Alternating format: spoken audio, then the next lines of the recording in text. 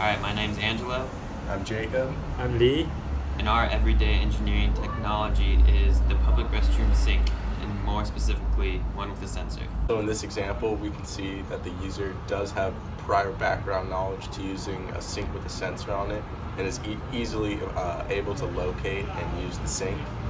However, in this example, we can see that the user with no background knowledge of how the sensor works may be confused due to the lack of feedback and poor discoverability on the sink.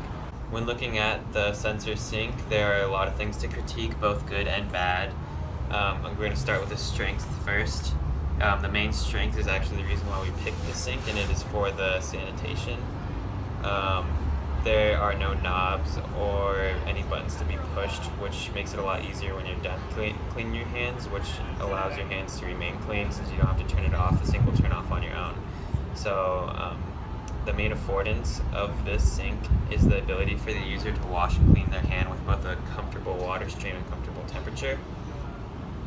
There are there aren't the greatest signifiers on this type of sink. The only thing is the black tab that indicates that it's a sensor, which would not be the greatest thing for anyone who has no prior experience with this type of sink, because they might think it's a button. It's kind of hard to tell unless you have prior knowledge of it.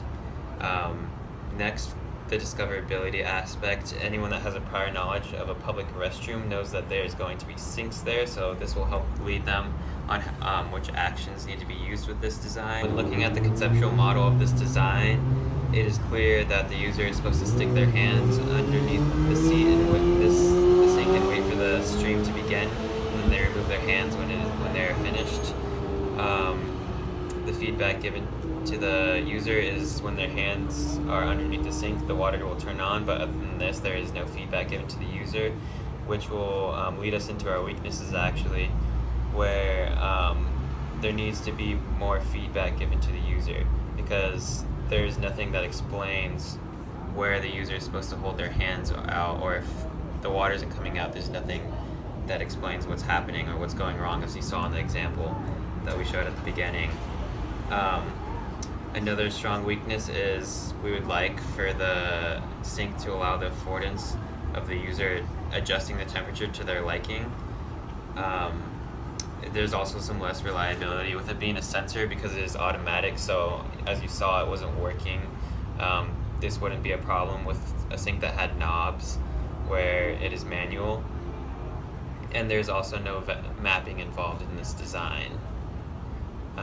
After this, my friend Lee here is going to talk about the universal design aspect of it. The blind people, there's no actually signifier by touch, so we would assume that they would first feel for a knob. But the thing indicated in the videos, it is actually really hard for people to locate where the sensor is.